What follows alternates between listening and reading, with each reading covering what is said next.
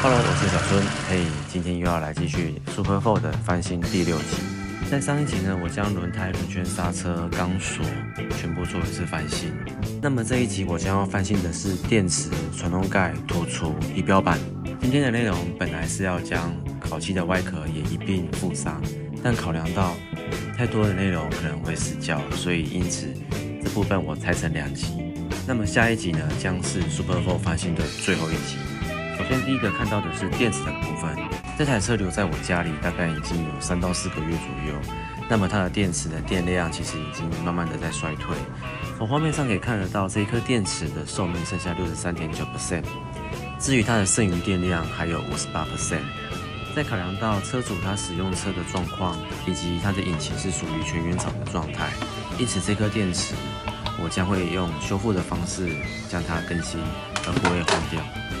我使用的是具有修复功能的电池充电器。从电池的检测仪器的画面中可以看得到，电压的波形是不断的上下的在移动的，最大电压可以到14.2，最小可以到12.8，就是一直不断的透过这样的方式去刺激它的电极板来活化这颗电池。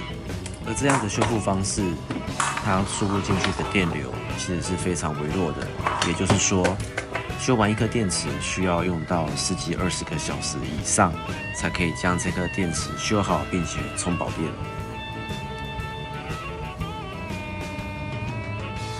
在等待的同时，我先来处理内装的喷漆的部分以及安装。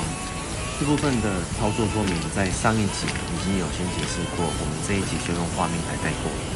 车主曾经对我说过，内装的翻新可以保留适当的使用痕迹，因为他认为这些痕迹都有他独特的记忆。至于画面上看到有部分的内装，它是有稍微变形的。此外，顺带一提 ，Super 4的外观的料件原厂我说的是台湾的原厂已经停产了。如果要买这些外观的料件的时候，必须要到淘宝上去寻找大陆的福喜这台车，就可以找到相关的配件。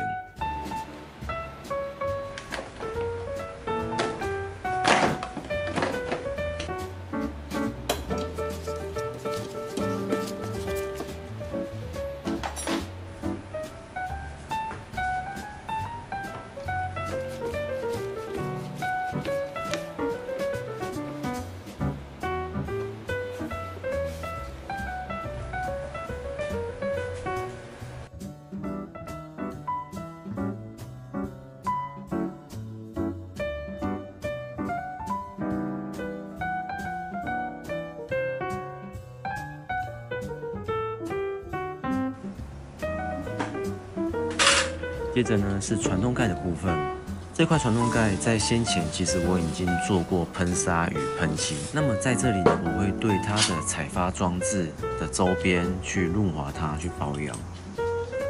这样的过程会让采发的感觉更为顺畅。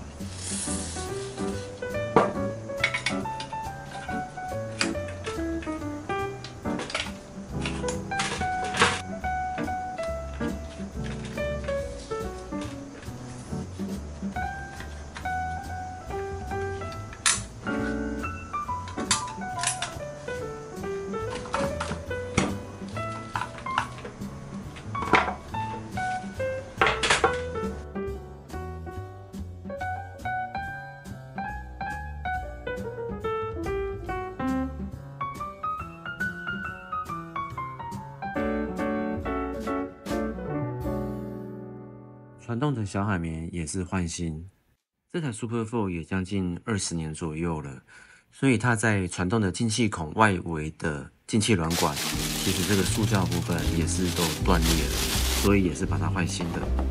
它目的是为了说要吸到干净的冷空气来进来帮我们的传动散热，并且经过这个空滤小海绵来过滤掉杂质，保证说不会去伤害到浮力盘或者是碗弓、皮带等等的零部件。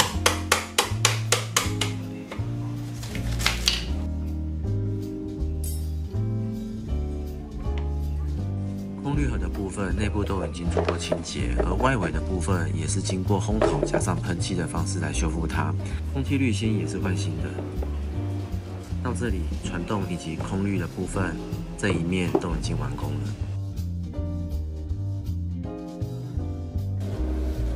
让我们再回过头来看一下这个电池修复的状况是如何。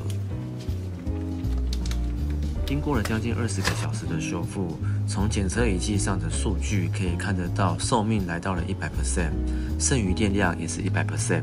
不过我必须说明，这是在刚充完电去检测得到的数据，实际的数据会在一段时间之后会再微微的下降一些些。因此，画面上的数据我们作为参考，说明电池可以翻新修复才是我主要的目的。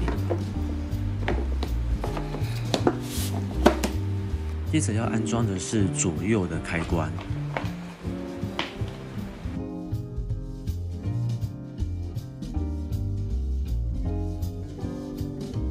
画面上用的这个开关是大陆的福喜的开关，虽然外观上跟我们台湾的 Super 4是几乎一模一样，但是在于零件的密合度的部分却是天差地远的烂。因此，在拍完这部影片的时候，我会将开关换成台湾的零件。接着来到仪表翻新的部分，这颗仪表已经跑了8万多公里，它的油针呢，其实早就已经不知道消失到哪里去了。而透明外盖的部分也有些许的刮痕，这部分在画面上比较不容易看得出来。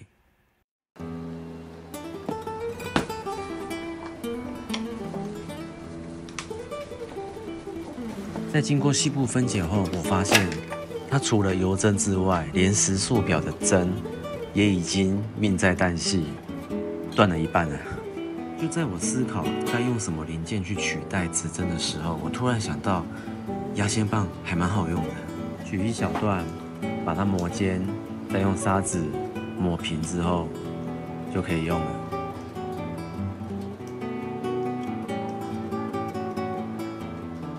原本想要将指针喷成红色，跟原厂是一样的，但后来考量到，为了喷了2根指针，我买了1罐红漆，似乎有点不太划算，所以我将进站所用剩下的荧光漆来处理它。荧光漆的特点必须要搭配白漆作为底，才能显现出它荧光的特色。我使用快干瞬间胶来固定指针。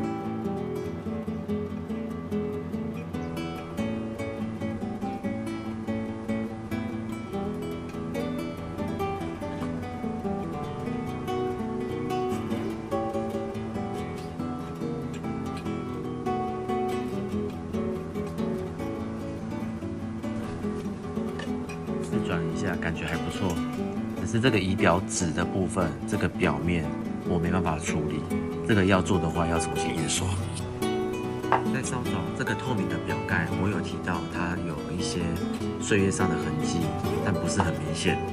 即使如此，我还是要使用抛光膏搭配 DA 机做抛光。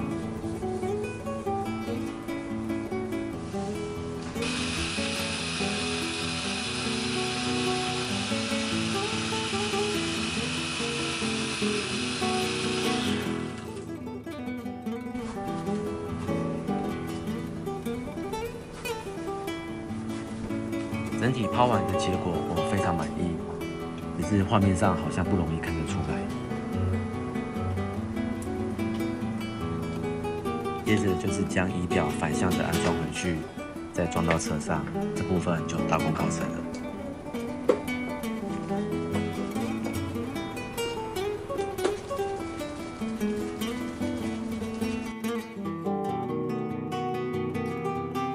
作为骑乘时最容易被眼睛关注的仪表板，整新之后换成荧光绿的指针，特别有不一样的风味。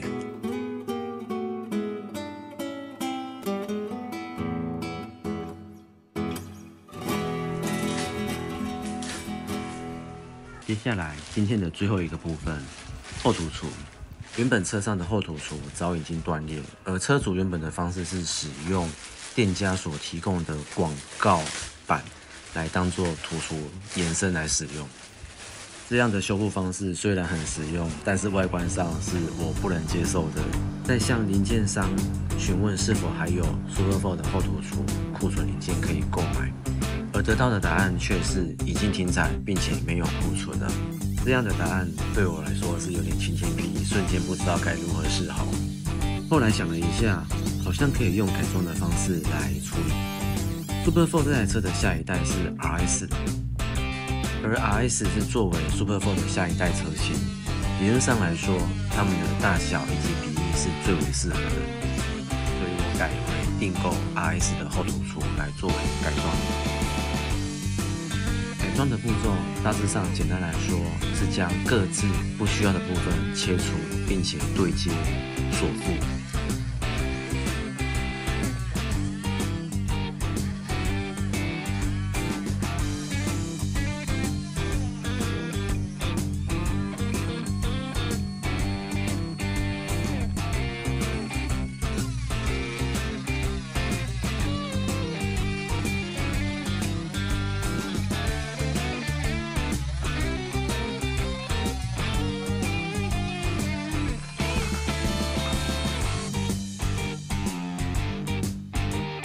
那么在接缝处的地方一定会有不整齐或者是高低差的部分，还必须要经过研磨的方式来修饰它。而我的做法会将接缝处做在车牌的正下方，利用车牌来挡住土厨不连续的接缝处。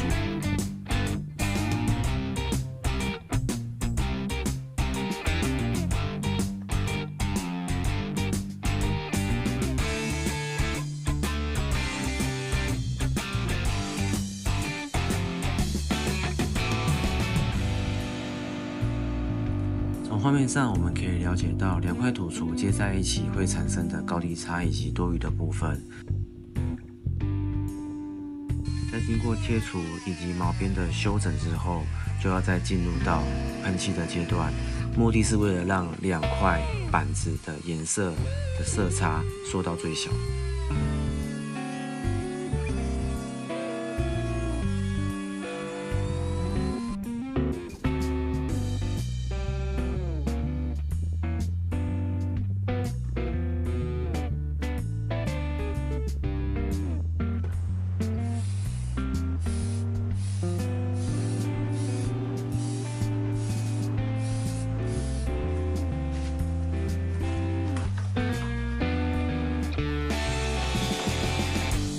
到车上看起来还不赖。那么以上的内容将是这一集的部分，下一集我会将车壳部分完全的整新，并且交车给车主。期待下一集的朋友记得按赞、订阅、分享。我是小春，我们下期见，拜拜。